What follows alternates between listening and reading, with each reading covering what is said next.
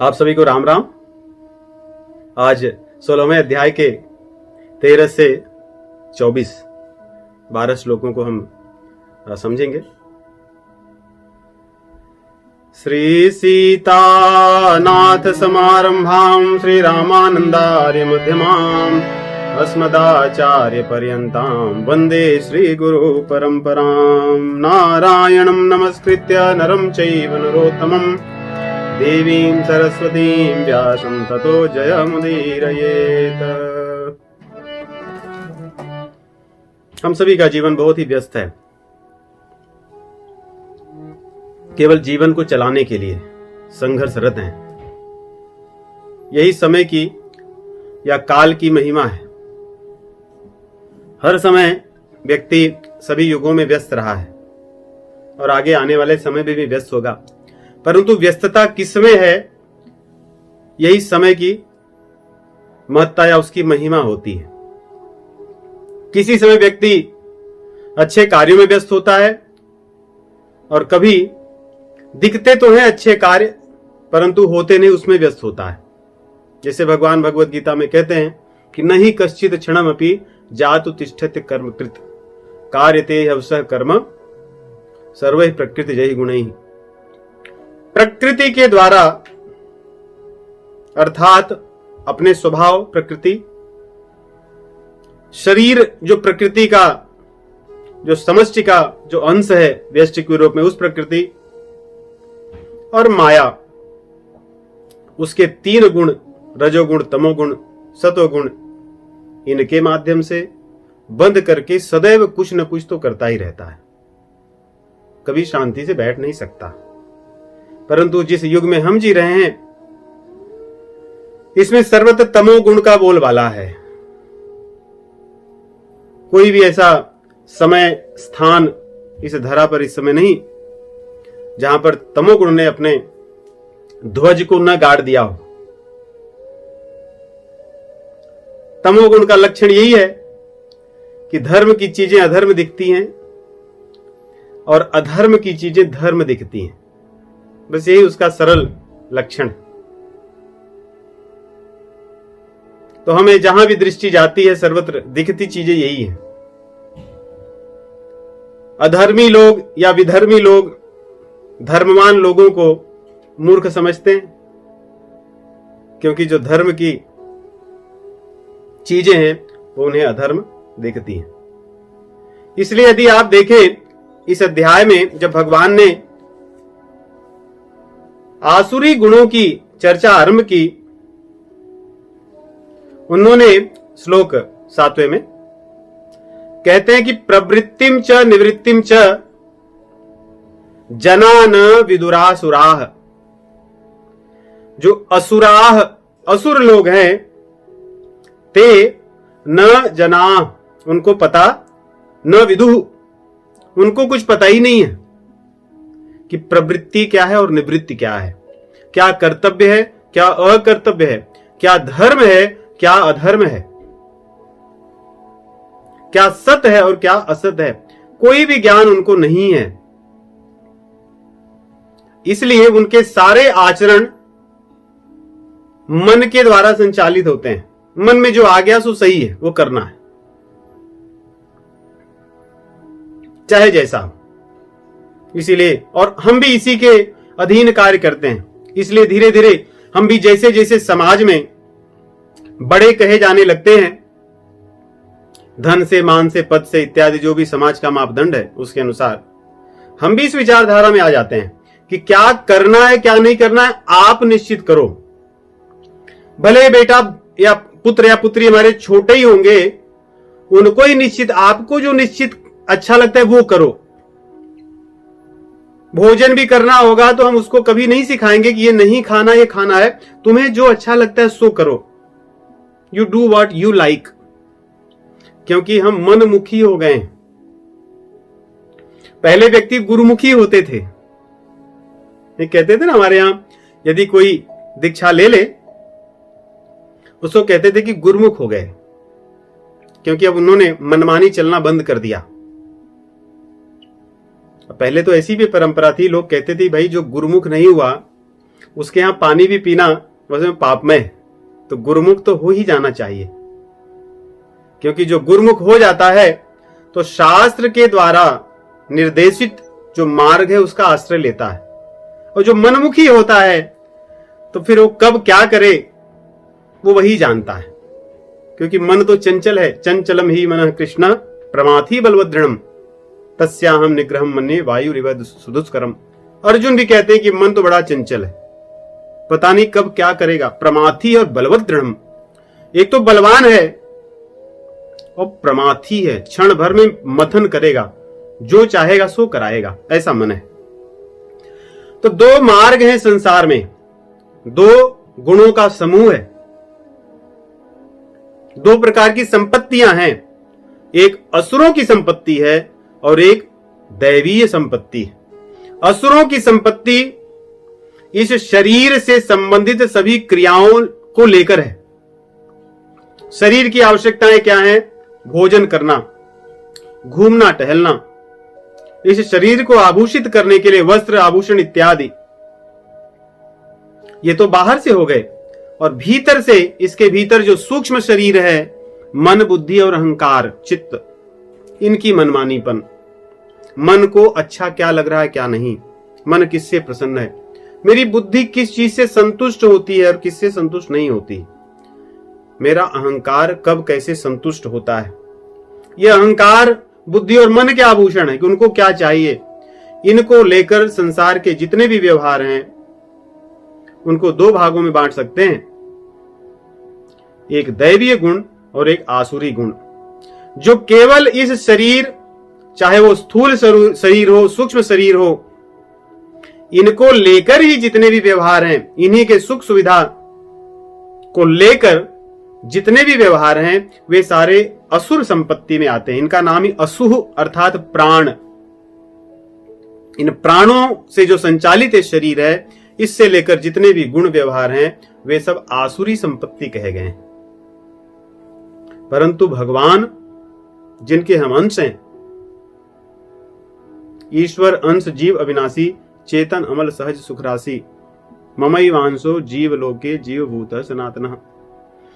हम जिसके अंश हैं वे प्रभु को स्मरण करके, उन प्रभु के बताए गए मार्ग पर चल करके जितने भी क्रियाएं हैं वे सभी दैवी संपत्ति हैं। दैवी संपत्ति का फल क्या है कि वो धन होने पर भगवान के धाम हम जाते हैं, और वो संपत्ति न होने पर, आसुरी संपत्ति होने पर नरक में जाते हैं। इस अध्याय में इन दोनों चीजों का विस्तार से वर्णन हुआ है। ये दोनों संपत्तियां हैं क्या, इन दोनों संपत्तियों के होने पर जीव का व्यवहार कैसे होता है, और इन दोनों संपत्तियों के धारक जो हैं उनकी गति क्या होती है। इस अध्याय में 3 बातों को बताई गई। तो हमने देखा कि दैवी संपत्ति में भगवान कहते हैं अभयम, दैवी संपत्ति वाले लोग अभय हो जाते हैं क्योंकि उनके आचरण इतने अच्छे होते हैं, शास्त्र के अनुकूल होते हैं कि उन्हें कोई भय नहीं होता। शरीर छोड़ने के बाद भी नहीं भय होता, शरीर छोड़ते समय भी भय नहीं होता, और शरीर को धारण करके जीवन निर्वाह करते समय भी कोई भय नहीं होता। जैसे कोई व्यक्ति टैक्स की चोरी करता हो और उसके घर आईआरएस से लेटर आए, भले वो लेटर किसी और कार्य के लिए हो, लेटर आते ही उसके मन में क्या भय होगा, भले वो खोल करके लेटर को अभी तक नहीं देखा है, तुरंत भय होगा कि पता नहीं किस के लिए पकड़ा होगा, उन लोगों ने क्या जान गए। परंतु यदि कोई व्यक्ति अपने सभी जो भी उसकी कमाई है उसको सही ढंग से बताता है और कर अदा करता है, उसके मन में कोई भय नहीं होगा। लेटर आया होगा तो देखेगा क्या बात है। वैसे ही यदि हमारे कर्म दैवीय गुणों द्वारा संचालित होंगे, हम अभय होंगे, तो भगवान बताते हैं कि जो मेरे दैवीय गुण वाले जो मेरे भक्त हैं वे अभय होंगे, दानी होंगे, उनकी इंद्रियों पर दमन होता है, मन पर शमन होता है, तप करते हैं, यज्ञ करते हैं, वे अपने कर्तव्यों के लिए कष्ट सहते हैं, क्षमा करते हैं, दया करते हैं, उनके अंदर लोभ नहीं होता, त्यागी होते हैं, वे दूसरों की चुगली नहीं करते, दूसरों के दुर्गुणों को नहीं देखते। ये चुगली करने वाले लोग महापापी और इनकी गति बड़ी दुर्गत वाली होती है।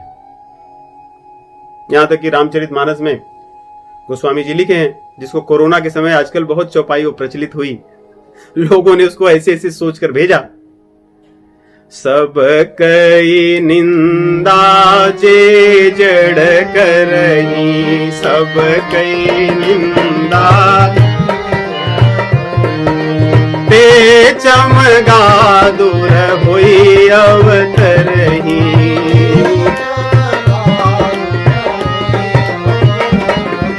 ते चमगा दूर होई अवतरही।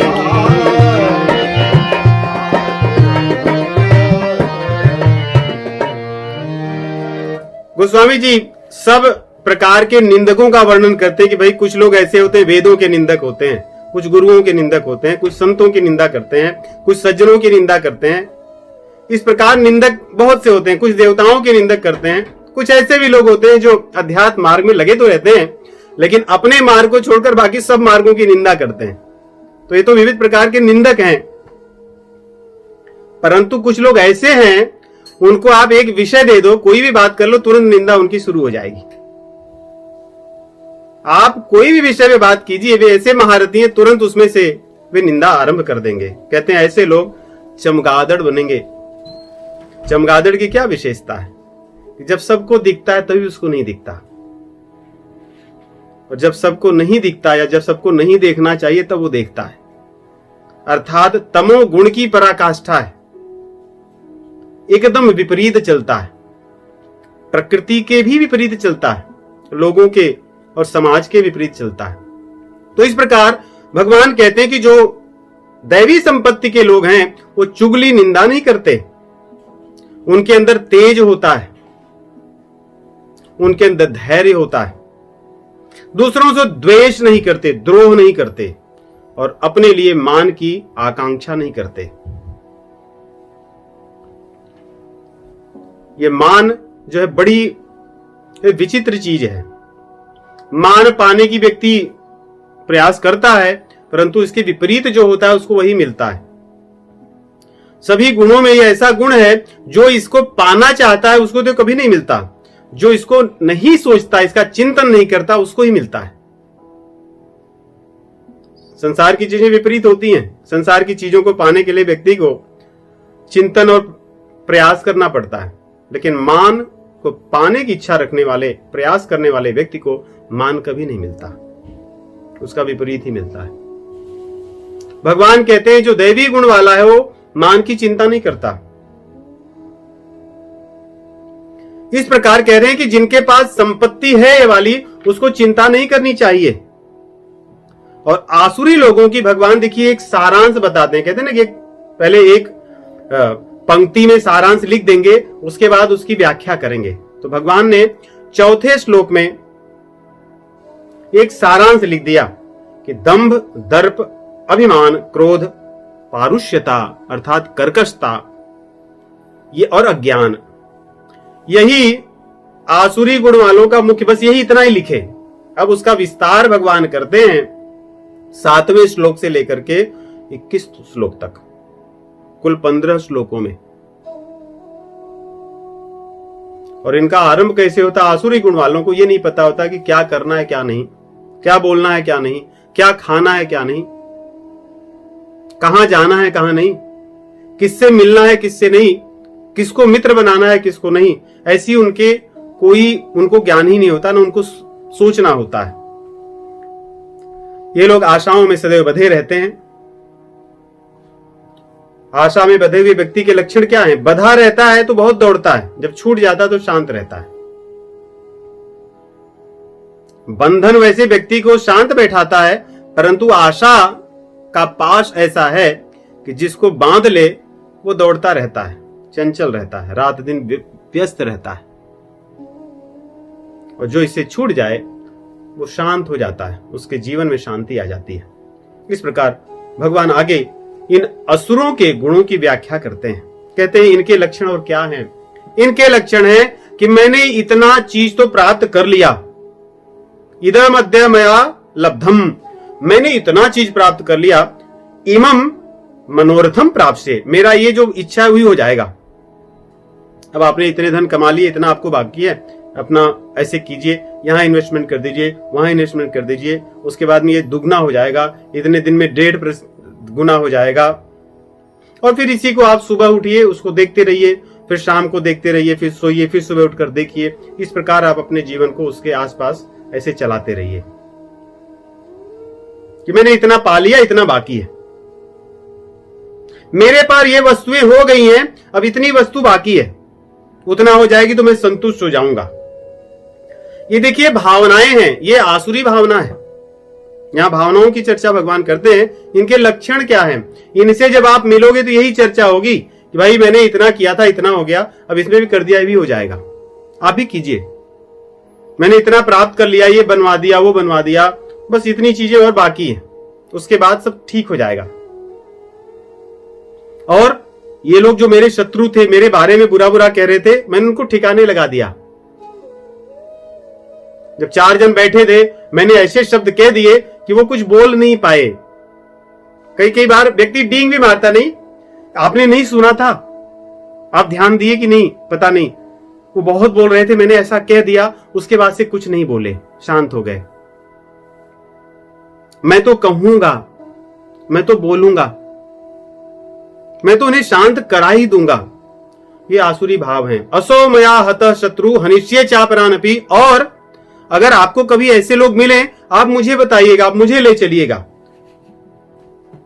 आजकल तो लोग कहते हैं कि ऐसा कुछ हो तो मुझे कॉन्फ्रेंस कर दीजिएगा एक बार, मैं बात कर लूंगा, मैं उन्हें ठिकाने लगा दूंगा। ये आसुरी भाव है। क्यों ऐसा होता है? क्योंकि वो स्वयं को ईश्वर समझता है। ईश्वर अर्थात स्वामी, कि मैं जो चाहूं सो कर सकता हूं।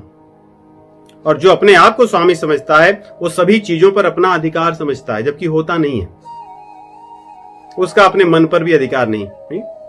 भारत भूमि पर जब पूरे संसार को जीतने के बाद सिकंदर, जिसको पश्चिमी जगत अलेक्जेंडर कहता है, जब वो पहुंचा भारत के योगियों के सम्मुख, वो अपने आप ही परास्त हो गया।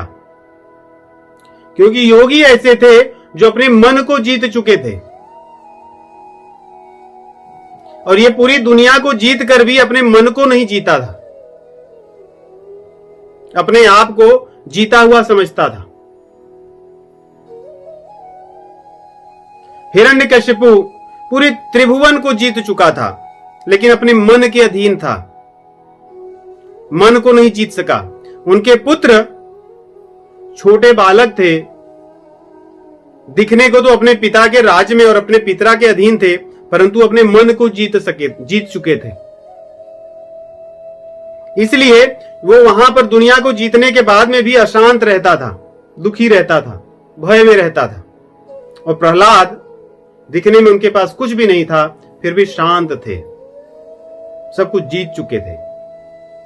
तो राक्षस लोग, उन्हें लगता है कि मैं दुनिया को सबको जीत चुका हूं, परंतु वास्तव में वो पराधीन होते हैं, क्योंकि वो अपने मन के अधीन चलने वाले लोग होते हैं। और उन्हें लगता है कि मैं ही सिद्ध हूं, सक्सेस, कि मैंने तो जीवन में एकदम सक्सेस उन्होंने पा लिया है। नहीं, आजकल होता नहीं है कि आदमी एक परिभाषित करता है कि what is the success in life, और लोग कहते हैं कि देखो उन्होंने क्या जीवन, उनका पूरा सक्सेस कर लिया उन्होंने। उनको पूछो क्या किया है, उन्होंने घर बनवा लिया, कुछ पैसे अपने अकाउंट में रखे हुए हैं, चाहे हो सकता है कि अन्याय से ही कमाया हो सकता है, या हो सकता है न्यायपूर्वक कमाया हो, और थोड़े घूमते रहते हैं वर्ष में यहां वहां, और कुछ पैसे उन्होंने इंश्योरेंस करा लिया, हेल्थ का, घर का, कार का इत्यादि। ये व्यक्ति ने अपनी सक्सेस की परिभाषा बना करके उसमें सब टिक मार्क करते रहता है, ये भी हो गया, ये भी हो गया, ये भी हो गया। भगवान उसी टिक मार्क की बात करते हैं, ये भी मैंने कमा लिया, ये भी कर लिया, यहां भी इन्वेस्टमेंट कर दिया, ये भी बना लिया, ये भी बन जाएगा। वैसे लोग थे उनको मैंने दूर कर दिया, ऐसे लोगों को मैंने अपने अधीन कर लिया है, ऐसे लोगों को मैंने मित्र बना लिया है, बस मैं सिद्ध हूं। मैं बलवान हूं, मुझे कौन क्या कर सकता है, मेरी पहचान बड़े बड़े नेताओं से है, बड़े बड़े पदाधिकारियों से है, बड़े बड़े कॉर्पोरेट्स में जो लोग हैं वो मेरे मित्र हैं, मुझे किस चीज की कमी है, I am a successful person, और क्या चाहिए। भगवान कह रहे हैं, और वो अपने आप को सुखी घोषित कर देते हैं। देखिए यही अंतर है। आसुरी प्रवृत्ति के लोग अपने आप को सदैव कहते हैं कि मैं बहुत सुखी हूं। दैवी संपत्ति के लोग कहते हैं कि संसार में कुछ सुख नहीं है, थोथा है।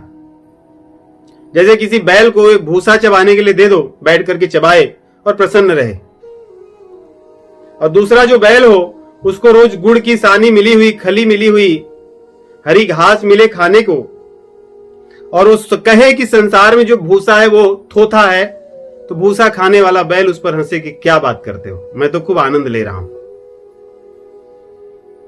तो जो भगवान के मार्ग पर, आध्यात्मिक मार्ग पर लगे जो जन हैं, वास्तव में वो आनंद को अनुभव करते हैं। संसार में थोथा भूसा को देखते हैं और देखते हैं कि सब लोग इसी को खा रहे हैं। भागवत पुराण में आता है, महाराज प्रहलाद जी के ही चरित्र में, कि चबाए हुए को चबाना, यही संसार में लोग सुख मानते हैं। चबाकर जो आप खा लिए उसी को फिर चबाना। जैसे गन्ने वाले देखे होगे, जब ईख को पेरते हैं गन्ने को, तो एक बार पेर लेते हैं, फिर निकालते हैं, फिर उसको मोड़ करके फिर पेरते हैं, फिर उसको 4 गुना करके फिर पेरते हैं, और उसके बाद एक आध बार और पेर देते हैं।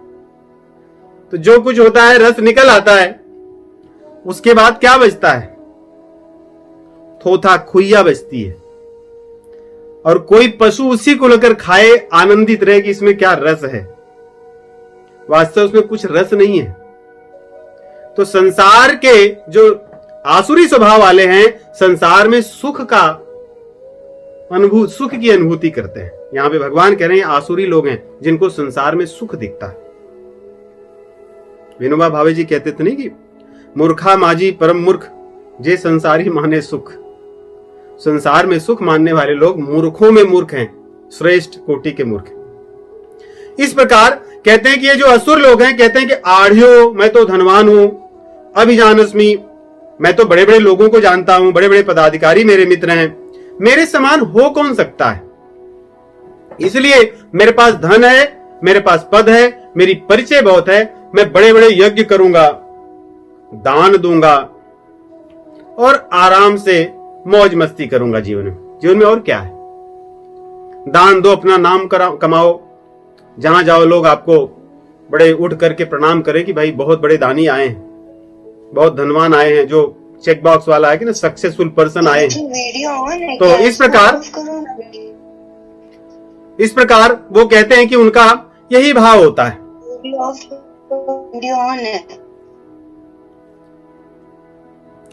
इस प्रकार के विचार में वे लोग अपने आप को रमाए रहते हैं, उसी में भटके रहते हैं। अनेक चित्त विभ्रांता मोह जाल समावृता। और जैसे मछली एक जाल में फंसी होती है, उसका क्या भाग्य होता है। मछली का वास्तव में भविष्य क्या है उसको नहीं पता होता, लेकिन जो उस जाल के बाहर बैठे उनको पता है उसका भविष्य क्या है। वो तो उसी जाल में रह करके उस पानी में अपना, उसको लगता है कि वो आनंद में रह रही है, लेकिन कुछ समय की ही बात है, जब जाल समेटी जाएगी उसका जीवन उसी समय समाप्त हो जाएगा। यहां पे कह रहे हैं मोह जाल समावृता। ये जो आसुरी प्रवृत्ति के लोग होते हैं, ये मोह जाल में पूरी तरह से फंसे होते हैं। समावृता मतलब उनके छूटने की कोई संभावना नहीं होती है उसमें से निकलना। इस प्रकार कामनाओं में और भोग की भावनाओं में वे लोग रहते हैं, और अंत में वो केवल और केवल नरक में जाते हैं। उनका रास्ता वहीं जाता है, वहीं जाकर अंत होता है। पतंती नरके असुचौ, भगवान यहां कहते हैं वे लोग नरक में जाते हैं। इस प्रकार आत्म संभाविता स्तब्धा का धन मान मदान्विता यजंते नाम यज्ञस्ते दंभे ना अविधिपूर्वकम। ये बड़े बड़े यज्ञ भी करते हैं, बड़े बड़े समारोह करेंगे, ऐसी क्रियाएं, ऐसा लगेगा कि भाई ये तो बहुत बड़े धर्मात्मा हैं, लेकिन इनकी जो धर्म की क्रिया होगी, यज्ञ होगा या बड़े बड़े जो आयोजन करेंगे, ये सब अविधि पूर्वक होगा। जैसे आजकल देखो बच्चे फिल्मों को देखकर, जिन मूर्खों को अपना आदर्श मान करके उन्होंने अपने धर्म की व्याख्या की है, ऐसे बच्चे कहेंगे कि भाई शिवलिंग पे दूध चढ़ाने की क्या आवश्यकता है ना, आप तो अपने दूध को व्यर्थ करते हो, ये तो किसी गरीब को दीजिए। लेकिन यदि इन्हीं बच्चों को कहा जाए कि जो तुम्हें पॉकेट मनी मिलती है उसमें से तुम पैसे निकाल करके, या उतना मत खाओ पियो, उसको खाने पीने की क्या जरूरत है, उसको निकाल लो और वो आप गरीबों को दे दो, क्योंकि बहुत से बच्चे भूखे रहते हैं। तो यही बच्चे ओवर ईटिंग करते हैं। ऐसा नहीं कि मैं कम खाऊंगा और उसमें से बचे हुए को मैं किसी को दूंगा, ऐसा नहीं करते। लेकिन उनको लगता है कि शिवलिंग पे दूध चढ़ाने की क्या आवश्यकता है, क्योंकि किसी मूर्ख ने उनको सिखा दिया और वो उसको सीख गए। तो पूजा तो करेंगे, मंदिर जाएंगे, सेल्फी लेकर के या किसी से फोटो लेकर के फेसबुक पे डालेंगे, परंतु वो ये मानेंगे कि शिवलिंग पे दूध नहीं चढ़ाना तो थोड़ा सा सफेद दिखता रहे, इतना दूध ले लो, बाकी आधा पानी डाल दो, मिला करके चढ़ा दो, हो गया। व्यर्थ करना ही तो थोड़ा ही व्यर्थ करो, पूरा क्यों व्यर्थ करना। भगवान को पुष्प ही क्यों चढ़ाएं ताजा, नकली पुष्प की जो मालाएं आती उनको खरीद लें, प्लास्टिक की बनी हुई, वो रोज चढ़ाते रहे, रखते रहे। पुष्पों को क्यों व्यर्थ करना। लेकिन किसी आदमी को देने के लिए बड़े बड़े गुच्छे ले जाएंगे, उसकी क्या आवश्यकता है। क्या वो पुष्प आदमी वो खाएगा जिसके लिए आप ले जा रहे हो। तो ये अविधि पूर्वक सब काम करते हैं। ये अगर कोई पूजा पाठ भी करेंगे, मंदिर भी जाएंगे, तो सारी चीजें इनकी अमर्यादित होती हैं, ये मर्यादा विहीन हो जाते हैं, क्योंकि इन्होंने आसुरी गुणों का आश्रय लिया हुआ है, क्योंकि ये कुसंग में रहे हैं, मनमानी चलने वाले लोग हैं। तो इस प्रकार भगवान कह रहे हैं कि आसुरी गुणे वाले लोगों की यही दशा होती है, वे इस प्रकार अपना जीवन जीते हैं। और जो स्तब्ध शब्द है, देखिए कई बार ये स्तब्ध शब्द आता है, कई बार ये स्तब्ध शब्द आता है। स्तब्ध का अर्थ होता है ठूठ की तरह। जैसे आप देखो कई बार खेतों में जब खेती पक जाने पर काट ली जाती है तो जो ठूठ रह जाता है बचा हुआ, खड़ा रहता है वैसे ही। और कुछ कुछ का जैसे दाल इत्यादि का, अरहर वगैरह के जो ठूठ होते हैं बड़े कठोर होते हैं, उस पर से आप कभी कभी कुछ गाड़ियां भी चल जाएं तो वैसे ही खड़े रहते हैं। स्तब्धा मतलब अकड़ कर रहने वाला, चलता ही ऐसे कि अकड़ा हुआ एकदम। ये स्तब्धा लोग, ये क्या होता है कि सामने देखते हैं या ऊपर देखते हैं, ये कभी नीचे नहीं देखते। इनकी दृष्टि कभी भी नीचे नहीं जाती है, हमेशा ऊपर देखते हैं, टेढ़े होकर चलते हैं। ये झुकते नहीं, पता ही नहीं है।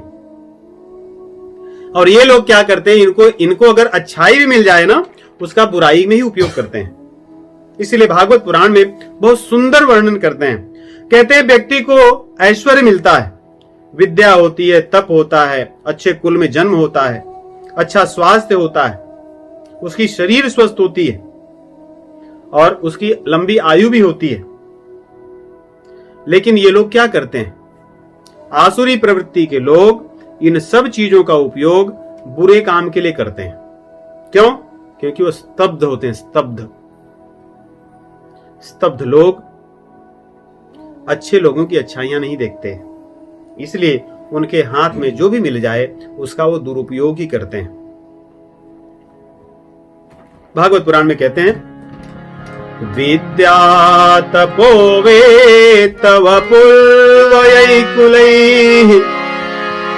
सतां गुणैः षड्भिरसत्तमेतरैः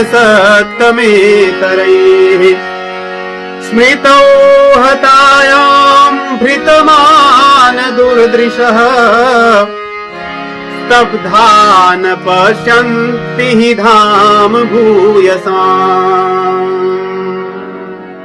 श्रेष्ठ लोगों में जो सद्गुण होते हैं, ये स्तब्ध लोग उसको कभी नहीं देखते, क्योंकि इनकी मति मारी गई है, इनकी बुद्धि नष्ट हो गई है, इनकी आंख ये अंधे हो चुके हैं। क्यों?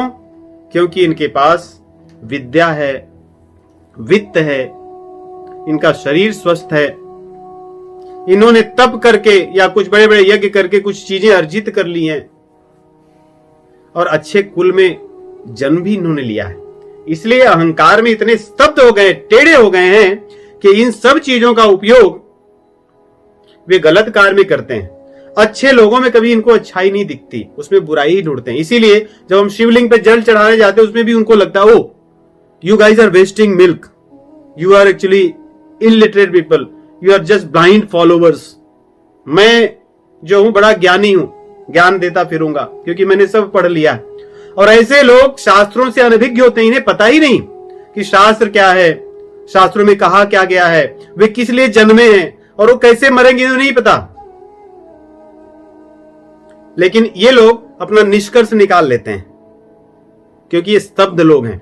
इसलिए ये स्तब्ध लोग आसुरी लोग होते हैं। इस प्रकार भगवान कहते हैं, आगे कह रहे हैं, इनके पास बल किसका होता है? ये अहंकारी इनका बल है। ये घमंडी लोग होते हैं, इनके पास कुछ न हो दूसरों के ही बल पे घमंड करते हैं। और ये हमेशा दास होते हैं काम के और क्रोध के। इनका अपना मन इनके बस में नहीं होता, लेकिन इनको लगता है दुनिया को ये बस में किए। ये लोग क्षण क्षण पर क्रोध करते हैं,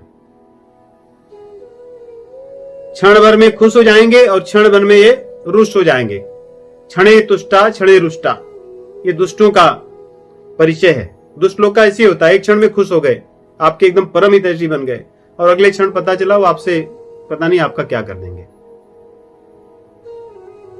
भगवान कह रहे हैं ये आसुरों का लक्षण है। ऐसे लोग क्या करते हैं? इनका अंत में देखिए, संसार में रहते हुए ये दो जनों में, एक तो कहते हैं कि भगवान कह रहे हैं कि ये लोग मुझे नहीं देखते। कहां नहीं देखते? दूसरों की देह में बैठे हुए मुझको और अपने देह में बैठे हुए मुझको।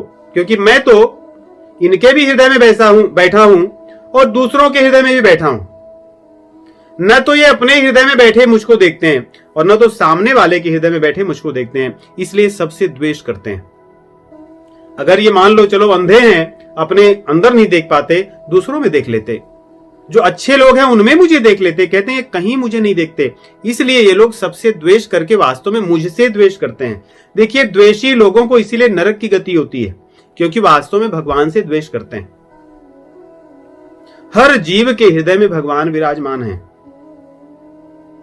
यदि हम किसी से द्वेष करते हैं तो द्वेष हमारा उस जीव से नहीं, वास्तव में भगवान से है। भगवान कह रहे हैं लोग अभी असूयकाः, ये लोग बड़े द्वेषी हैं। अगर इन्हें कोई बताए भी कि आप उनसे द्वेष न करो, उनके हृदय में भगवान है, ये उस बात को भी नहीं मानते। इसलिए यहां भगवान कह रहे प्रद्विषन्तः अभ्यसूयकाः, ये लोग अंतर्यामी रूप में जो मैं बैठा हूं मुझसे भी द्वेष करते हैं। दूसरों के हृदय में बैठे हुए मुझसे द्वेष करते हैं, तो मैं क्या करता हूं? चलो भाई ठीक है, ये सब प्रभु जी ये लोग करते हैं, तो आप क्या करते हैं? आपका क्या काम है? ऐसा अर्जुन जी का प्रश्न है, यहां पे छिपा हुआ प्रश्न है कि आप तो अंतर्यामी हैं, आप नियंता हैं, सब कुछ आप सृष्टि में चलाते हैं, सब कुछ आपसे उत्पन्न होता है, फिर आप क्या करते हैं? तो भगवान कह रहे हैं मैं क्या करता हूं? तानहं द्विषतः क्रूरान् संतारेषु नराधमान् क्षिपाम्यजस्रमशुभान् आसुरीष्वेव योनिषु आसुरीं योनिमापन्ना मूढ़ा जन्मनि जन्मनि माम प्राप्यन्ते ततो यान्त्यधमां गतिम्। मैं भी कुछ करता हूं, भले खुद मैं बैठकर न करूं, लेकिन मेरे द्वारा बनाया जो तंत्र है वो करता है। जो मेरे द्वारा बनाया गया सिस्टम है वो अपना काम करता है, वो फेल नहीं होता कभी। वो क्या करता है? कहते हैं कि इन लोगों को मैं, भगवान यहां करें मैं, किनको? देखिए ये सारे जिनके अंदर गुण है, भगवान उनको एक चीज दे रहे हैं, उनको नाम दे रहे हैं, संज्ञा दे रहे हैं, द्विषतः, द्वेषियों को। और ये लोग क्रूर हैं, तानहं द्विषतः क्रूरान नराधमान, ये लोग अधम लोग हैं। इन लोगों को मैं नरक में भेजता हूं। और कब भेजता हूं? कितनी बार? भगवान कहते हैं एक बार नहीं, इनको बार बार भेजता हूं। जाओ आओ, आ गए, ठीक है, जाओ बेटा फिर से। आगे फिर जाओ आप, क्योंकि आपका बहुत कुछ बचा हुआ है, क्योंकि आपने एक एक गुण से इतने कमाई कर ली है कि उतनी बड़ी, मतलब एक बार में वो खत्म नहीं होने वाला भोगना। भगवान ये कृपा कर रहे हैं उन पर। एक तरफ तो भगवान कहते हैं कि जीव स्वयं जन्म लेता है, संसार में भ्रमण करता है, यहां कह रहे हैं कि मैं उनको भेजते रहता हूं छिपा में। मैं बैठ करके कहते ना कि छिपा में से जा बेटे फिर से, जैसे गेंद को हम फेंकते हैं, दीवार से लगकर आए पर पकड़ लेते हैं, फिर फेंकते हैं, फिर पकड़ते हैं, फिर फेंकते हैं, उसको छिपा में। भगवान कह रहे मैं भी एक ही कहते रहे, तो आ गए, ये लो फिर जाओ, क्योंकि मैंने बहुत प्रकार के नरक बनाए, एक दो नहीं है, ये नरक बहुत प्रकार के हैं। पंचम स्कंद श्रीमद् भागवत के अंतिम के अध्यायों में बहुत विस्तार से वर्णन है। गरुड़ पुराण में भी इसका वर्णन है, अन्य पुराणों में भी इनका संक्षेप में वर्णन है। ये बड़े भयंकर होते हैं। यहां पर जाने वाले लोगों को एक यातना शरीर दी जाती है, उस शरीर का नाम ही यातना होता है, कष्ट भोगने के लिए शरीर। ये जो हमें शरीर मिली है, ये कष्ट भोगने के लिए नहीं मिली है, ये शरीर हमें मिली है भव सागर से तरने के लिए। ये शरीर का मिलना केवल और केवल भव सागर से तरने के लिए। साधन धाम मोक्ष कर द्वारा पाई न जे परलोक समारा। ये जो शरीर हमें मिली है, ये साधन के लिए और मोक्ष के लिए मिला है। इसको पा करके जो जीव अपने उस काम को नहीं कर लिया, कहते हैं कि वो मूर्ख है। सो परत्र दुख पावई सिर धुनि धुनि पछताए, काल ही कर्म ही ईश्वर ही मिथ्या दोष लगाई। अंत में वो बहुत पश्चाताप करेगा जिस क्षण उसके सामने भयंकर शस्त्रों को धारण किए यमराज के दूतों की जोड़ी खड़ी होगी, उस समय उसके हाथ में केवल और केवल पश्चाताप होगा। तब ये मानव शरीर के बाद उसको यातना शरीर मिलेगी, जिसका एकमात्र उद्देश्य, जैसे इस शरीर का उद्देश्य भव सागर से तरना, वैसे यातना शरीर का उद्देश्य कष्ट को सहना है। पेट को फाड़ दिए जाएंगे, फिर भी शरीर नहीं मरता। यातना शरीर में गदाओं से जिसमें कीलें लगी होंगी, उससे सिर पे 50 प्रहार किए जाएंगे, रक्त स्राव होता रहेगा, फिर भी शरीर नहीं मरती। चलते समय तपते हुए लोहे की धरती पर चलते रहेंगे, शरीर जलता रहेगा, पैर जलते रहेंगे, परंतु मृत्यु नहीं होगी, लेकिन चलना उसी पर होगा। इसको यातना शरीर कहते हैं। भगवान ने बनाया ही ऐसे ही। कहीं पहुंचोगे, जैसे हमें कहीं प्रवेश करने के लिए अपने कार्ड दिखाने पड़ते हैं, टिकट दिखाना पड़ता है, वैसे ही कहते हैं कि वहां पर कुछ कुछ नरकों के द्वार पर यमदूत बैठे रहते हैं। वहां प्रवेश ही कैसे होता है कि पहुंचते ही आपको उबलते हुए तेलों में डाल दिया जाएगा, उसके बाद फिर छान करके निकाल के फिर आगे जाइए। तो इस प्रकार मतलब वही प्रवेश द्वार कि वही टिकट है आपका, आइए उबलते हुए तेल के अंदर आपको कुछ समय काढ़ेंगे, उसके बाद निकाल करके फिर आगे जाइए, फिर आगे दूसरी अलग प्रकार की झांकियां होंगी, वहां पर आनंद लीजिए। तो ये नरकों की स्थिति है और ये कोई काल्पनिक चीजें नहीं है। यदि हम भगवत गीता को विश्वास करते हैं, और दूसरी चीज ये देखिए, और किसी की बात कहीं की गई हो या न, हमारे जो शास्त्र हैं ये स्वर्ग के बाद की बात करते हैं, जो भगवान का धाम है उसकी बात करते हैं। कई अन्य पंथ हैं जहां पर इसकी चर्चा नहीं, वहां पे चर्चा केवल स्वर्ग लोक तक है, जहां पे भोग विलास है, जहां से लौट कर फिर आना है। लेकिन नरकों की चर्चा सर्वत्र है। आप किसी भी पंथ में जाइए, नरकों की चर्चा सभी पंथों में है और भयंकर चर्चा है। इसलिए भगवान यहां कह रहे हैं कि मैं उन लोगों को आसुरी योनियों में भेजता हूं, एक बार नहीं बार बार भेजता हूं। और वे लोग क्या करते हैं, उस योनि में क्या करते हैं, जन्मनी जन्म लेते हैं, फिर मरते हैं, फिर जन्म लेते हैं, फिर मरते हैं। इस प्रकार ऐसा उनका इसलिए होता है क्योंकि मानव शरीर जब छोड़ दिया, व्यर्थ कर दिया, तो दूसरी शरीर में मुझे पाने का अवसर नहीं होता। इसलिए यहां कह रहे हैं ततो यान्ते धमाम गतिम। इस बात को ध्यान रखिए, भगवान कह रहे हैं वे लोग अधम गति को प्राप्त होते हैं, असुर लोग। अनेक जन्मों के, कहते हैं अनेक जन्मों में आसुरी योनियों में जा जाकर के भी अंत में उनकी गति अधमता की ही होती है। वे कभी अच्छे योनि में जन्म नहीं लेते।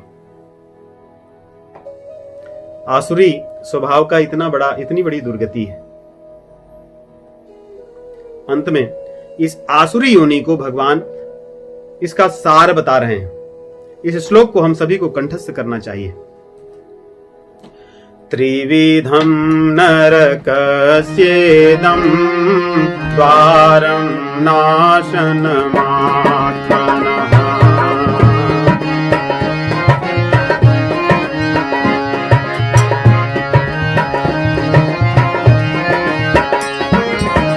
कामः क्रोधस्तथा लोभः तस्मादेतत्रयं त्यजेत्।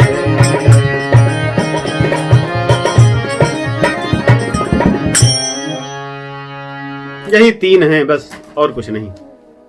इन्हीं के सब कहते हैं ना कि पूत और नाती पोते सब इन्हीं के हैं। काम, क्रोध और लोभ। कामनाएं पूरी होती हो रहे तो लोभ बढ़ता है, कामनाएं पूरी न होती रहे तो भय और क्रोध बढ़ता है। यही संसार का नियम है। इच्छा पूरी होती रहे तो और होती रहे, बहुत मजा आ रहा है, बहुत आनंद आ रहा है, आदमी खाना पीना सब भूल जाता है, लग जाता है। नहीं, किसी के दुकान पे अधिक ग्राहक आते रहे तो भूख प्यास भी उसकी छूट जाती है। मित्र हो या ना हो कोई बात नहीं, धन तो आ रहा है ना, क्योंकि शाम को बैठकर उसको गिनने में जो आनंद आएगा वो तो जब ऐसे ही ग्राहक आते रहेंगे तो धीरे धीरे उसकी सब कुछ छूट जाए, लेकिन ग्राहक आते रहे, पैसा आता रहे, बढ़ता रहे, ये लोभ बढ़ जाता है। और अगर उसके यहाँ कोई ग्राहक ना आए तो चिड़चिड़ा हो जाता है, झल्लाने लगता है, कामनाएं पूरी नहीं होती, क्रोध के अधीन हो जाता है, भयभीत हो जाता है कि क्या करें। ये तीन बड़े भयंकर, इनकी चर्चा सर्वत्र आई है। देखिए भगवत गीता में काम, क्रोध, इनका तो आरंभ से लेके अंत तक चर्चा आई है। काम क्रोध परायणा, नहीं, काम एष क्रोध एष रजोगुण समुद्भव। भगवान ने इसको शत्रु भी बताया, महासनो महापापमा विद्येनम वैरिणम। और इतना ही नहीं, भगवान ने कहा ये तो योगियों की भी वैरी है, ज्ञानियों की भी शत्रु है। इसके साथ प्रेम का संबंध मत रखो, क्योंकि आपके ज्ञान को ही नष्ट कर देगी। आवितम ज्ञान में तेना ज्ञानिनो नित्य वैरिणा काम रूपेण कौन्तेय दुष्पूरिणान लिंच। ये तो आपको ऐसे जला करके नष्ट करेगी तो आप बच ही नहीं सकते। इसलिए जहां भी ये दिखो, भगवान कह रहे हैं इसको जय शत्रु महाबाहो काम रूपेण काम रूपम सुदुष्करम। काम रूपी ये जो शत्रु है अर्जुन, इसको पकड़ो और मार दो, इसको छोड़ो मत। जैसे किसी के जेब में पता चले कि नाग बैठा है और उसको लिए घूम रहे हैं आनंद में, और कोई बताया कि आप जेब में देखिए, वो बोले कोई बात नहीं चलता है। तो कितने समय तक चलेगा, कब तक चलेगा? कुछ क्षण तक वो निकलेगा और काटेगा। इसलिए भगवान कहते हैं जय शत्रुम महाबाहो। अरे भाई तुम महाबाहो बनते हो, शक्तिशाली बनते हो, तो पहले इसको मारो, बाहर तो बाद में देखेंगे, पहले इसको पकड़कर जितना जल्दी हो सको, क्योंकि ये महाशनः महापापमा, ये महापापी बना देगा आपको। आप बड़े धर्मराज के भाई बनते हो, धर्मात्मा हो, कुछ क्षण में आपको महापापी बनाएगा, खा जाएगा आपके सभी पुण्यों को कुछ क्षण में। भगवान रामचंद्र जी देखिए इसकी चर्चा करते हैं, रामचरितमानस में तो कई बार आया है। जिन शत्रुओं को हमें देखना चाहिए हम उनको नहीं देखते, पूरी जिंदगी बीत जाती है धर्म कर्म करते, जप ध्यान करते, साधना करते, मंदिर जाते, आरती करते, नहीं कीर्तन करते, भजन गाते, लेकिन जिनको देखना चाहिए, जो चीजें हमारे भीतर आनी चाहिए वो आती ही नहीं, पूरी जिंदगी बीत जाती है। यही तो समस्या है। ये ऐसे शत्रु हैं कि भगवत गीता में तो इनकी चर्चा आरंभ से लेकर अंत तक आई है, एक दो बार नहीं। ऐसा कोई कह रहे हैं कि अध्याय या कोई प्रसंग नहीं मिलेगा, चाहे वो भक्ति योग का हो, कर्म योग का हो, ध्यान योग का, ज्ञान योग का हो, जहां भगवान इसकी चर्चा न किए हों कि काम, क्रोध। अब इसमें भी अगर ध्यान देखें तो कामनाएं जो होती हैं, ये व्यक्ति जब सो जाता है या जब कामना पूरी हो जाती है तब वो कामना शांत हो जाती है। नहीं, कोई व्यक्ति चाहे कि मुझे एक बहुत बड़ी ऐसी, आजकल तो टेस्ला और इत्यादि जो बहुत अच्छी गाड़ियां आई हैं मिल जाए, जिस समय गाड़ी खरीदेगा उसके हाथ में कुंजी मिल गई, कुछ समय के लिए उसकी वो कामना तो शांत हो जाएगी, नहीं, नई पैदा होने में समय लगेगा।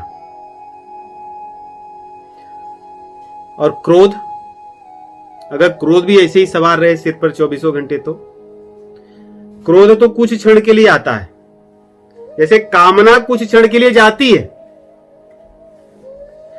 क्रोध कुछ क्षण के लिए आता है। और लोभ सदैव सवार रहता है सिर पर। लोभ कब जाता है? एक बार लोभ हो गया बस लगा रहता है, रात दिन लगा रहता है और ये बढ़ते रहता है। इसीलिए जब बढ़ने की चर्चा आती, कहते हैं कि जिम प्रतिलाभ लोभ अधिकाई। ये आता है, कामना तो रहती है, रुक जाती फिर बढ़ती है। क्रोध आता है चले जाता है, फिर आता है जाता है, लेकिन लोभ ये आता है जितना, फिर अपने स्तर को बढ़ाता रहता है, बढ़ाता रहता है, बढ़ाता रहता है, और इसकी कोई सीमा नहीं है कितना बढ़ता है। ये तीनों गुणों में इस प्रकार के भेद भी हैं, लेकिन समानता इनमें एक ये है कि इन तीनों में चाहे जिस पर आप सवार हो, तीन गाड़ियां हैं, जिस गाड़ी में भी बैठ जाओ आपको ले जाएंगे वहीं। इनका गंतव्य स्थान, डेस्टिनेशन वही है, एक ही है, वो है नरक। कुछ की गति तेज है, कुछ की धीमे धीमे जाती है, कुछ घूमते हुए अलग अलग स्थानों से ले जाते हैं, हवाई और यात्रा कराते हुए अलग अलग स्थानों से, लेकिन ले जाएंगे वहीं पर। इसमें से सबसे तेजी से ले जाने वाला क्रोध है। ये कहते हैं ना कि नॉन स्टॉप फ्लाइट है ये, बस एक बार बैठे कि आपको वहीं लैंड कराएगा, कहीं और नहीं ले जाता है क्षण भर में। इसीलिए कम समय में भी उतना काम कर लेता है जितना लोभ बहुत समय में करता है, लेकिन ये क्षण भर में ले जाता है, बस आप बैठो ले जाएगा। इसीलिए शास्त्रों में कहा गया कि 6 महीने की कम से कम आपकी तपस्या, अकारण क्रोध, ध्यान रखिए। कई बार दिखता है कि क्रोध व्यक्ति करता है, हनुमान जी भी तो क्रोध करते हैं, परंतु वो सेवा में क्रोध है। हम लोग अपने क्रोध को ये न कहें कि हम सेवा के लिए क्रोध करते हैं। सामान्य जीव का क्रोध उसकी कामनाओं के कारण होता है, उसकी भोग विलासिता के कारण होता है। दूसरों के हित के लिए किया जाने वाला क्रोध कभी भी हानिकारक नहीं होता, वो हितकर होता है। परंतु ये व्यक्ति स्वयं निश्चय न करे कि मेरा क्रोध इसी के कारण हुआ है। कई बार होता है ना, लोग बड़े क्रोधी होते हैं, उनको कहो नहीं मैं तो आपके लिए कर रहा हूं, मैं नहीं करता क्रोध। उस झांसे में ना आए। ये क्रोध जीव को बहुत शीघ्रता से नरक में ले जाता है। भगवान को यहां कहना पड़ता है कि इन तीनों को त्याग दो, नहीं त्यागोगे तो ये नरक में जाने वाले हैं, ये ले जाने वाले हैं। भगवान रामचंद्र जी, देखिए सुंदरकांड में भी आता है, काम क्रोध मद लोभ सब नाथ नरक के पंथ। विभीषण जी समझाते अपने भाई को। भगवान रामचंद्र जी भी रामचरितमानस इसकी चर्चा करते हैं भैया लक्ष्मण जी से। अरण्य कांड में जब भगवान लक्ष्मण जी को शिक्षा देते हैं उनके आग्रह पर, प्रश्न पर, तो भगवान राम जी कहते हैं, तात तीन अति प्रबल खला,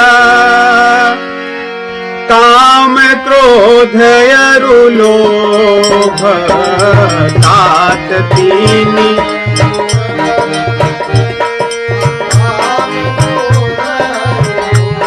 हे तात, 3 लोग बड़े प्रबल हैं। भैया लक्ष्मण को लगा कि कौन? भगवान ने कहा कि अच्छे लोग नहीं, खल हैं, दुष्ट हैं। लक्ष्मण बोले भैया 3 प्रबल खल हैं, आप आज्ञा दीजिए मैं मारता हूं। भगवान बोले हाँ मारना होगा इन्हें, क्योंकि इनका नाम है काम क्रोध और लोभ। और क्यों मारना होगा? क्योंकि इतने शक्तिशाली हैं कि बड़े बड़े मुनियों को भी हरा देते हैं। सामान्य लोगों की बात छोड़ दीजिए, बड़े बड़े तपस्वियों को ये क्षण भर में नष्ट करते हैं। भाई भगवान कह रहे हैं, मुनि विज्ञान धाम मना करहि निमिख महु क्षोभ। मुनि विज्ञान धाम मना करहि निमिख महु। मुनि विज्ञान धाम मना करहि निमिख महु क्षोभ।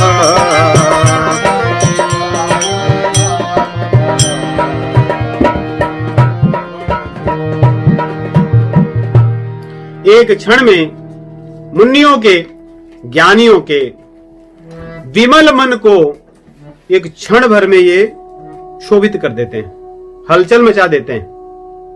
ये ऐसे शक्तिशाली प्रबल खल हैं, तो फिर इनसे बचा कैसे जाए। हम जब सुनते हैं कि आप साधना में लगे रहो, सब चीजें तुरंत ठीक हो जाएंगी, जीव लगता भी है साधना में, समय बीत जाता है परंतु चीजें ठीक नहीं होती। कारण क्या है? क्योंकि भगवान में उसका मन जिस स्वरूप में लगना चाहिए वो नहीं लगता, साधना जिस प्रकार करनी चाहिए वो नहीं करता। इसलिए भगवान यहां साधना करने की विधि बताते हैं। एक लोगों को बताए भगवान कि ततो यान्त्य धमाम गतिम, वे लोग अधम गति को प्राप्त होते हैं। कौन लोग? काम क्रोध लोभ के वशीभूत। अब दूसरे लोगों की बात करते हैं, कहते हैं हे अर्जुन, जो लोग इनको छोड़कर एतर विमुक्त कौन्तेय तमो द्वारैस्त्रिभिर् नरः आचरत्यात्मनः श्रेयस ततो याति पराम गतिम। दूसरे लोग जो इनको छोड़ देते हैं, काम क्रोध लोभ को, इस मार्ग को छोड़ देते हैं, और जो मैंने पुरानी इसके पहले बातों को कही, अहंकार को छोड़ते हैं, दर्प को छोड़ते हैं, घमंड, दर्प इत्यादि चीजों को जब छोड़ देते हैं, वे लोग ही वास्तव में मुझको प्राप्त होते हैं। भगवान कह रहे हैं ऐसा, नहीं तो नरक को जाते हैं। इसलिए इस श्लोक में भगवान कहते हैं ततो याति पराम गतिम। 22वां श्लोक और 20वां श्लोक देखिए, दोनों में आने की बात कह रहे हैं। कहते हैं वे लोग नरक में आते हैं और ये लोग मेरे पास आते हैं। जगह तो दो ही है जाने की। जो लोग मुझको नहीं प्राप्त होंगे, माम अप्राप्यैव कौन्तेय, माम अप्राप्यैव, मुझको न पा करके लोग वहां जाते हैं, और जिनको वहां नहीं जाना होता वो यहां आते हैं। तो यहां आने के लिए क्या है? साधना तो कीजिए, लेकिन भगवान कह रहे उन सब चीजों को छोड़ दीजिए। जीव साधना तो बहुत करता है, लेकिन अपनी कामनाओं को, अपने लोभ को, अपने क्रोध को नहीं छोड़ पाता, उनको साथ में लेकर घूमता है। ये तो उसी प्रकार है जैसे आप फ्रेग्रेंस लगा लीजिए और बहुत सारे कचरे की पोटली भी अपने पास रखे रहिए, उस फ्रेग्रेंस से कोई लाभ नहीं है। आप गंदगी से भरी हुई एक शीशी को खूब अच्छे से बांध करके उसको, जो कहते हैं ना, अच्छे से पैक कर दीजिए एयर टाइट, और गंगा जी में रख दीजिए। 10,000 वर्ष के बाद भी अगर आप उसको निकालोगे, वो गंदगी गंदगी ही रहने वाली है। यदि उसका ढक्कन खुला होता तो न तो गंदगी होती और न तो दुर्गंध होता।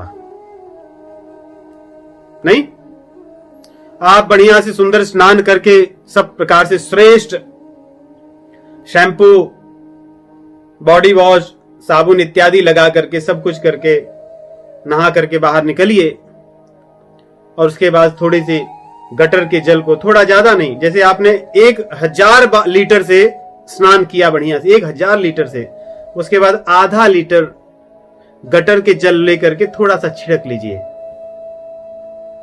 आपका वो 1000 लीटर का स्नान व्यर्थ है। आप ये कहो मैं तो 1000 लीटर जल से स्नान करता हूं, क्या फायदा? आप तो मूर्ख हैं। वैसे ही आप खूब जप कीजिए, खूब तप कीजिए, बड़े बड़े साधना कीजिए, बड़े बड़े कार्यक्रम कीजिए, आयोजन कीजिए, दिन रात आप सत्संग में बैठे रहिए। वाह, लोग कहेंगे बहुत वैरागी बन चुके हैं। लेकिन अंदर से आप क्रोध में लगे रहो, दूसरों का, कहते हैं ना, दूसरों के दुर्गुणों को देखो, दूसरों की चुगली करो, निंदा करो, किसी को सम्मान न दो, स्वयं सम्मान पाने के लिए भटकते रहो। आपके उस साधना का कोई अर्थ नहीं। भगवान उसको यहां पे कह रहे हैं, कहते हैं जब तक जीव उसको त्यागता नहीं, तब तक उसका कल्याण नहीं होता। इस बात को ध्यान रखिए। इस श्लोक को हम सभी को ध्यान रखना चाहिए, कंठस्थ करना चाहिए। एतैर्विमुक्तः कौन्तेय तमो द्वारे त्रिभिर्नरः आचरत्यात्मनः श्रेयः ततो याति पराम गतिम। जब तक जीव इन चीजों को नहीं छोड़ता जिसको मैंने बताया ये आसुरी गुण है, तब तक वो मुझको नहीं प्राप्त करता। क्यों? क्योंकि तब तक वो नरक में घूमता रहता है। इसमें से एक भी चीज आपके पास रहेंगे, आपको ले जाएंगे वहीं पर, आपको कहीं और नहीं जाने देंगे। तो भगवान की इस बात को हमें ध्यान में रखना चाहिए।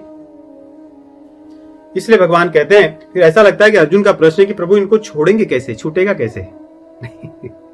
जब इतनी बड़ी बात है तो छूटेंगे कैसे? भगवान ने बड़े सरल शब्द में कहा।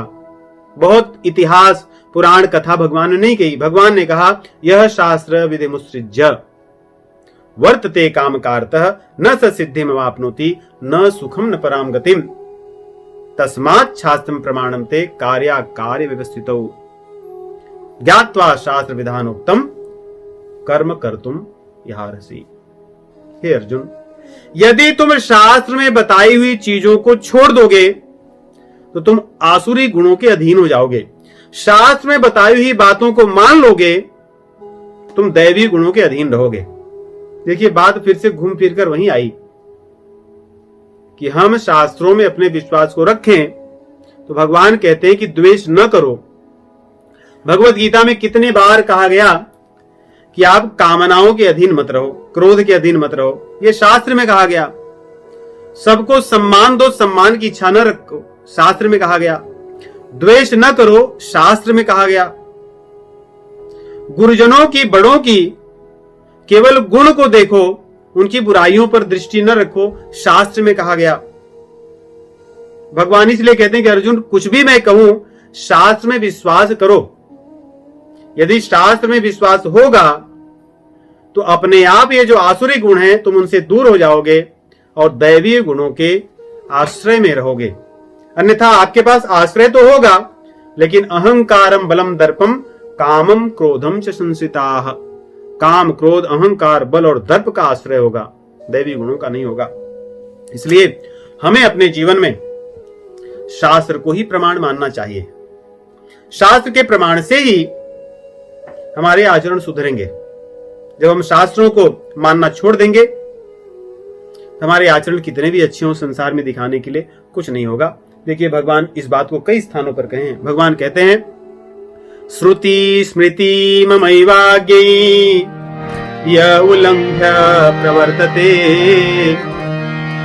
आज्ञा भंगी मम द्वेषी नरके पतति ध्रुवम। निश्चित रूप से नरक में पड़ता है कौन? कह रहे हैं जो मेरी आज्ञा का पालन नहीं करता। कौन नहीं करता आपकी आज्ञा का पालन? कहते हैं जो मेरे द्वारा बताए गए श्रुतियों में, स्मृतियों में विश्वास नहीं करता।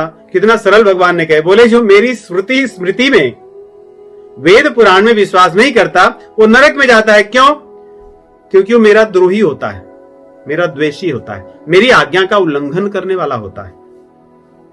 और भगवान रामचरितमानस में कहते हैं कि जो मेरी आज्ञा को मानता है वही मेरा प्रिय होता है। सोई सेवक प्रियतम मम सोई, सोई सेवक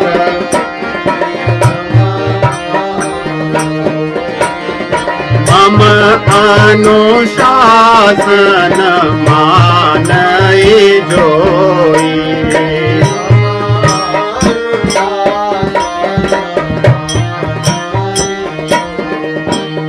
मम अनुशासन मानई जोई।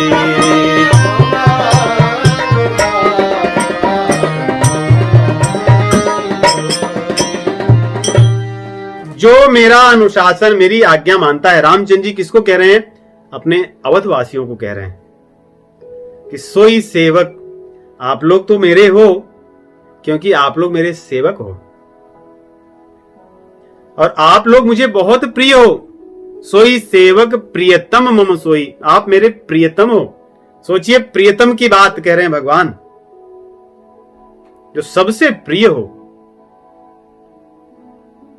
अर्थात माधुर्य प्रेम की बात कर रहे हैं भगवान कि आप मेरे प्रियतम हो। क्यों? ऐसा नहीं कि आप यहां पर बैठे हो इसलिए, ऐसा नहीं। मम अनुशासन माने जोई, मेरी आज्ञा का पालन आप करते हो। हम आज्ञा का पालन कहां से करेंगे? क्या भगवान हमारे सामने प्रकट होंगे और हम इतने महान हैं, इतने धर्मात्मा, पुण्यकर्मी, तपस्वी हैं? ऐसी तो हमारी योग्यता नहीं है। भगवान प्रकट अपने शास्त्रों से होंगे। शास्त्र भगवान का प्राकट्य स्वरूप माने, संतों की वाणी, गुरु की वाणी भगवत वाणी माने और उसके अनुसार जीवन को ढालें।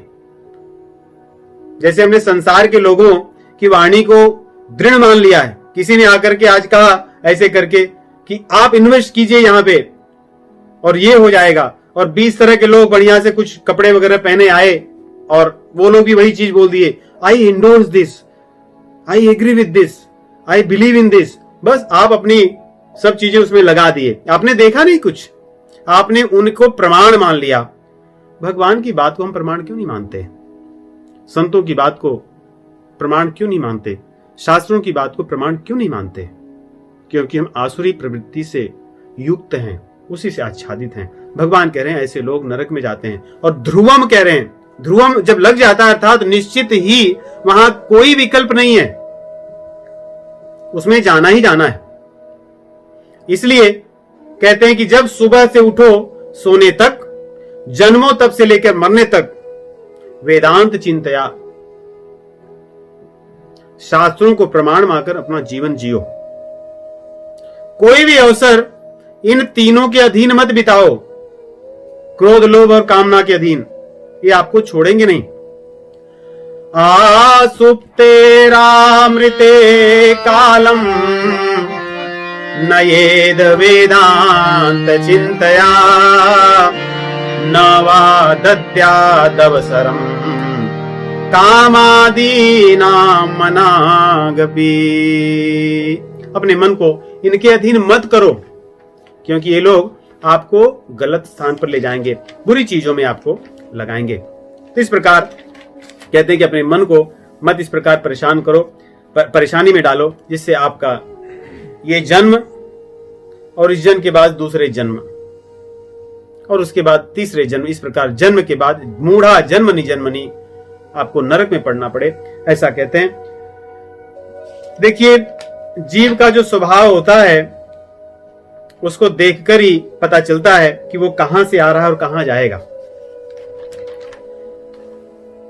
एक बहुत सुंदर बात हमारे शास्त्रों में कही गई, पद्म पुराण में कहा गया है, सृष्टि खंड में, और इस बात को चाणक्य भी अधिकतर उसी प्रकार लिखते हैं, थोड़े से शब्दों को आगे पीछे करके, लेकिन शब्द वही लिखते हैं, अपनी नीति में लिखते हैं चाणक्य। क्योंकि हमारे जो पहले राजनीतिज्ञ थे वो नीति के अनुसार ही राज्य करते थे, और कोई बनाई हुई मनमानी नीति नहीं, शास्त्रों की नीति से करते थे। तो चाणक्य ने अपनी नीति में भी कहा और पद्म पुराण में कहा गया कि व्यक्ति को देखकर आप बता सकते हो कि वो कहां से आ रहा है और कहां जाएगा। वो उसकी गति नर्क की तरफ जा रही है, नरक से आ रहा है, या अच्छे स्थान स्वर्ग से आने वाला और स्वर्ग की तरफ ऊंचे स्थान को जा रहा है। कहते हैं कि नीच जनों का लक्षण क्या है, नरक की ओर जाने वाले लोगों का लक्षण क्या है। कहते हैं कि ये लोग, इनकी वृत्ति कृपणता की होगी, हर चीज में कृपणता दिखाएंगे, कहीं सेवा हो, दान हो, धर्म हो, अच्छे कार्य हो, कृपण बने रहेंगे। और जो इनके अपने लोग होंगे उसी से कलह करेंगे, उसी से लड़ाई करेंगे, झगड़ा करेंगे, द्वेष करेंगे। और जो लोग नीच होंगे, अर्थात जिनका कर्म नीच होगा और नीचता की तरफ ले जाएंगे, वे लोग उनको अच्छे लगेंगे। और इनके आचरण कुचैलता, हर इनका कार्य नीचता से भरा होगा, कपट से भरा होगा। और अतीव रोषा, ये लोग क्षण क्षण में क्रोध करेंगे, और एक वाणी अगर बोल दें तो सामने वाले को तो मतलब कहते हैं कि धराशायी कर देंगे, ऐसी कठोर वाणी इनकी होगी।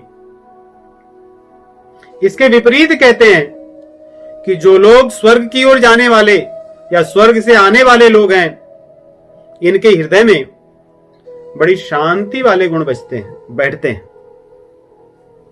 ये लोग दान देने में सदैव आगे रहते हैं, किसी भी प्रकार का दान, दूसरों की सेवा करने में सदैव आगे रहते हैं। इनकी वाणी बड़ी मधुर होती है। ये दुखी लोगों को भी अपनी वाणी से प्रसन्न कर देते हैं। ये श्रद्धालु लोग होते हैं, भगवान पर और भगवान के बनाए हुए तंत्र में इनका विश्वास होता है, और भगवान के भक्तों के सेवक होते हैं। ये बात कहते हैं, भगवान के भक्तों के सेवक होते हैं, ब्राह्मणों के सेवक होते हैं, श्रुतियों के सेवक होते हैं। बहुत सुंदर श्लोक है, हम गाएंगे। हमें इसको कंठस्थ करना चाहिए, इसका प्रतिदिन मनन करना चाहिए, इसको पढ़ करके फिर हमें अपनी साधना करनी चाहिए। कार्पण्य वृत्ति स्वजनेषु निंदा उचैलदानी च जनेषु भक्तिः।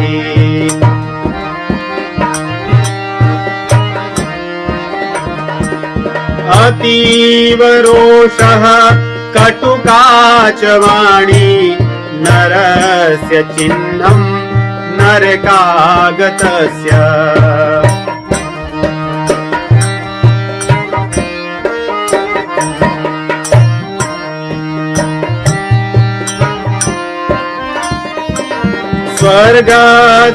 स्वर्गस्थितानामिह जीवलोके चत्वारि तेषां हृदये वसन्ति।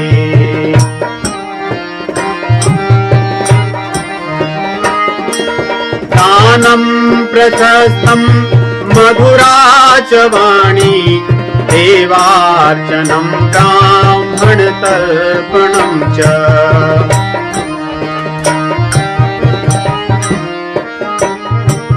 देवार्चनं ब्राह्मणतर्पणं च। देवार्चनं ब्राह्मणतर्पणं च। तो इस प्रकार इस अध्याय का उपसंहार होता है, जिसमें दो प्रकार के गुण हैं, दोनों दो स्थान पर ले जाने वाले हैं। किस प्रकार हम अपनी यात्रा को चुने, भगवान इसकी भी चर्चा किए। उसके लक्षण क्या हैं, भगवान इसकी भी चर्चा किए। तो हम इस अध्याय को बड़ी निष्ठा के साथ पढ़ें, तो हम इस अध्याय को बड़ी निष्ठा के साथ पढ़ें और अपने हृदय में धारण करें। यह हमारी साधना का अंग हो, जिससे हम भगवान की वाणी पर श्रद्धा रखें, विश्वास रखें और अपने जीवन को सार्थक बनाएं। आगे की कथा 17वें अध्याय की अगले सप्ताह। राम राम।